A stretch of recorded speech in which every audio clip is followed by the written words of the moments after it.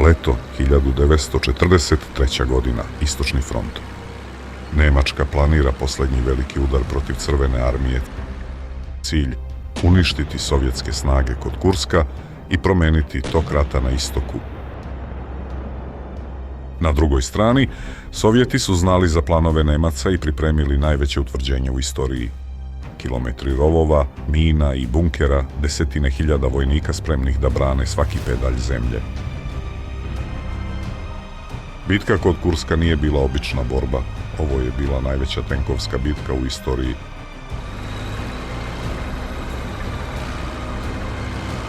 Nemci su poslali svoje najnovije mašine, Tiger i Panter tenkove, dok su Sovjeti odgovarali T-34 tenkovima u ogromnim količinama.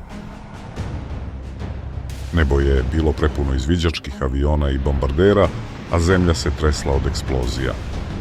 Jedna od ključnih tačaka bila je Prohorovka, gde se sukobilo više od 1200 tenkova u otvorenoj borbi. Zvuk motora, pucanj topova i dim eksplozija učinili su prizor gotovo apokaliptičnim. Iako su Nemci probili prve linije Sovjeta, naišli su na nepopustljivu odbranu. Sovjetski vojnici i civili radili su danonoćno na minskim poljima i rovovima, usporavajući napredovanje neprijatelja. Nakon više dana borbi, Nemci nisu uspeli da probiju linije dovoljno duboko da ostvare strateški cilj. Sovjeti su prešli u ofanzivu, a Nemačka je doživela prvi veliki poraz na Istočnom frontu. Bitka kod Kurska promenila je tok rata. Nacistička ofanziva je zaustavljena, a inicijativa je zauvek prešla u ruke Crvene armije.